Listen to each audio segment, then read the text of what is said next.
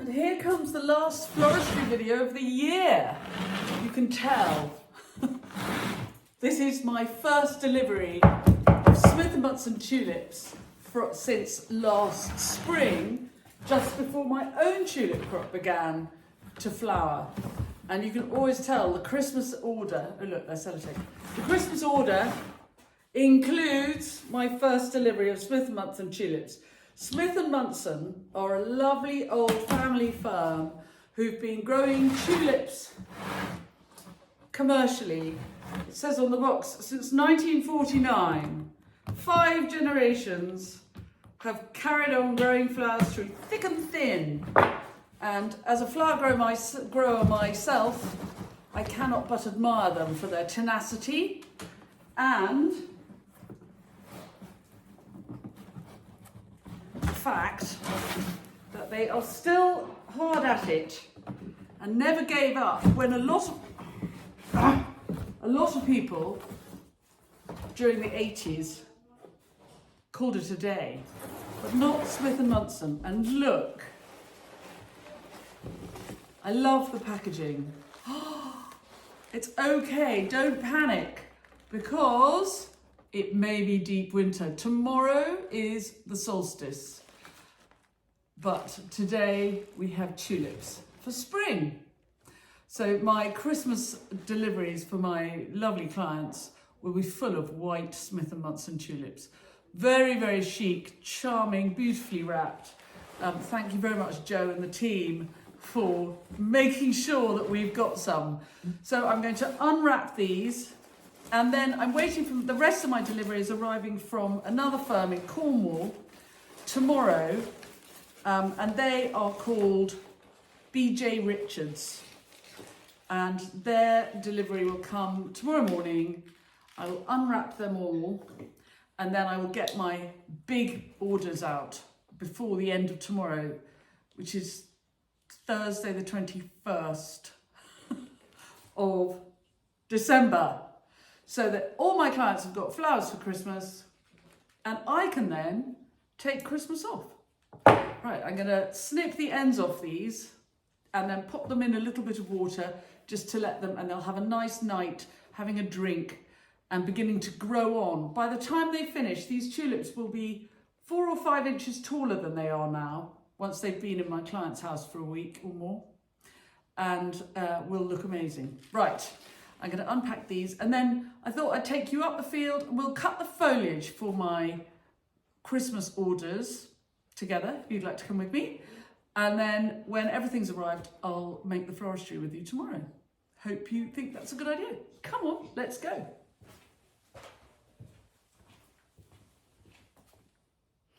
And if you're new to the channel, you're very welcome. Please do subscribe, press the bell icon, and we'll tell you when we've got more clips coming up. And if any of the tips and tricks I give you along the way are useful, you can always buy me a coffee, or better still, join my club. Links to coffee buying and club membership are in the blurb to all my clips. Right, come on, let's go. Now the question is, what am I going to cut? Well, I've been quite careful. I have not cut too much Christmassy stuff. So although I've been doing flowers for people the whole time, I've held back on everything looking too Christmassy, because if you make it look too Christmassy too early, if you then deliver again to the same client, they're like, oh, just looks the same as last week. So last week's delivery to this client was silver and gold. Do you remember I did a piece inspired by the silver apples of the moon, the golden apples of the sun, in that lovely W.B. Yeats poem. And luckily they were so good, she even sent me a message to say thank you, so that was very nice. But this one has got to be more Christmassy, so I'm going for the Christmas foliage, and we'll try and make something look a bit different for her. Well, we'll definitely have some of this lovely Monterey pine cut. It smells like a Bad-Adas bath. And for those of you who grew up in the 70s and 80s in England, you know too that things happen after a Bad-Adas bath. Love them. I love these trees. They went in as 9-inch whips because they were very expensive. And they've done well. And the golden edged holly, golden king, still covered in berries, so we'll have some of that for this lovely commission. And this variegated Euonymus japonica, gorgeous. We'll lift the dark green with this brighter Griselinia. And bay's good too, with its lovely berries. It smells delicious. Right, it's the Thursday before Christmas, and a special Christmas treat to myself. I put a new battery in my remote, so it now works. Hurrah! Here's a top tip. If you buy new vases, so vases wear out, and even though they come back from the client and they are, you know, my clients are very good and generally my vases all come back, but from time to time they crack or they just break. You know, never pick up a vase one-handed when it's full, because the weight of it is surprising, and sometimes the glass just cracks off and you end up with a bleeding hand and glass all over the floor. So do be careful with your glass vases. But also, if you ever treat yourself to new, it's really worth washing them up before you use them, because you think, oh, well, they're new, they're clean, surely they're clean. But by the time you've taken the labels off, for a start, the labels usually leave a bit of glue that could do the washing off.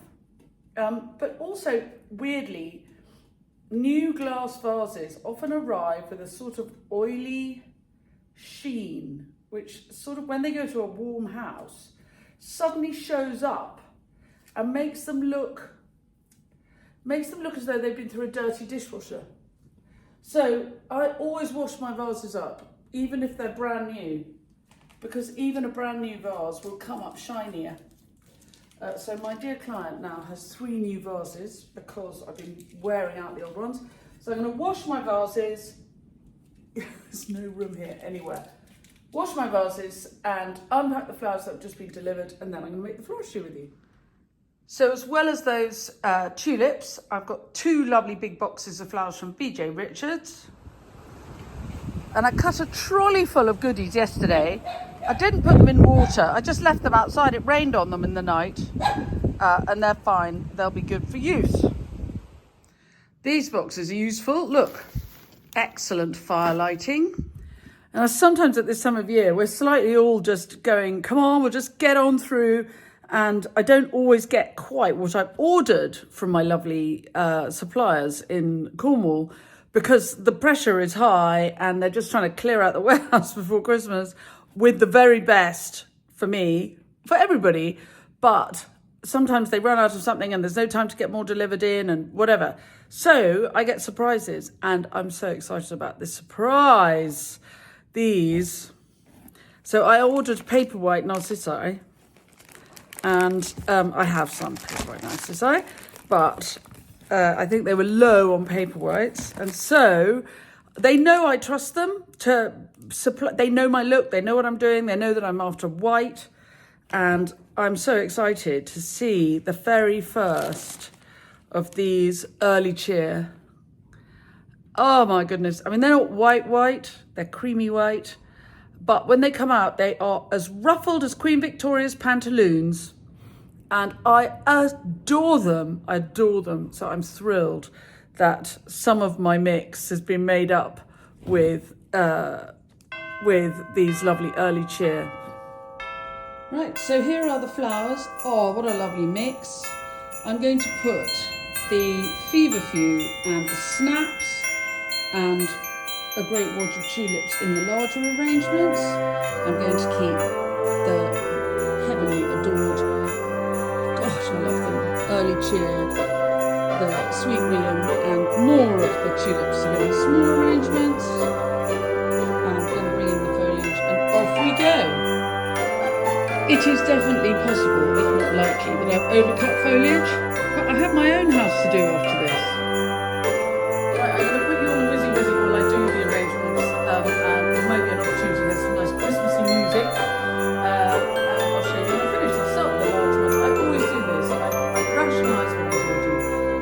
If I'm doing any the same, I do the same altogether, and then I do the other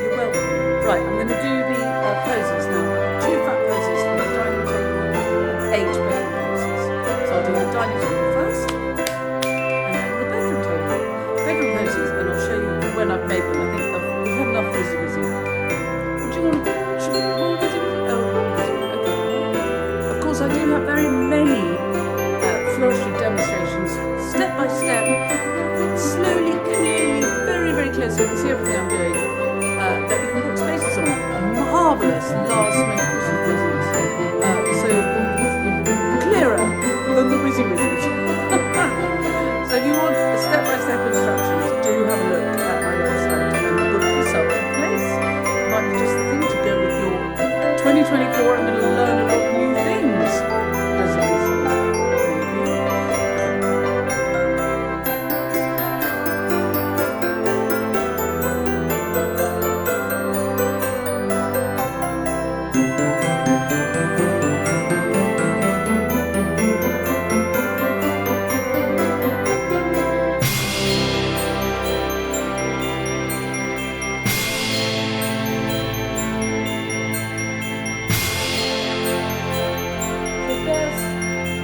One of the two bigger posies for the Christmas lunch. And then I can make eight bedroom posies. I'm not going to do that. Really? They're small, dinky, but I like that. That's very nice. Dinky, that's the word. Everybody's commenting on that. I made a dinky wreath on a short. They go, dinky? What's dinky? Dinky is ickle. Tiny ickle dinky. Right, on we go. There's a little bit of gritty realism for you, but the posies are done and I love them. I think my point I'd make about these is these are white flowers, and if my client looks at them, they will see white flowers.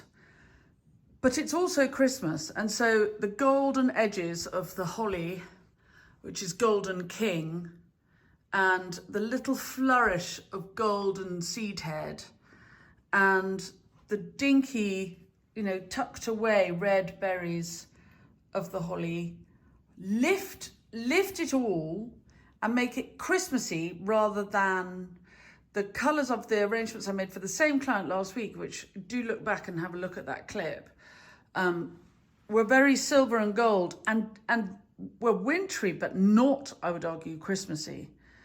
Whereas I think there is a Christmas feel to this lovely mix. So thanks very much for coming along today. I hope you've enjoyed it. Have fun with your Christmas table decorations. I've got one more piece to make and then I'm breaking up for Christmas. I know, I always say that I break up on the 15th of December and don't go back to work until the 8th of January. As with all these things, it's a relative term. I'm running a small business, I work for myself. So I'm not working at the same pace from the 15th of December, but we're the 21st. Happy solstice. The light returns tomorrow. Second by second. And very happy Christmas if this is the last clip of mine that you see this year. There may be more. I may make some more. It depends. I've got to go, and I haven't been to the supermarket and my children are saying, I'm hungry. There's nothing to eat in the house. Anyway, on we go.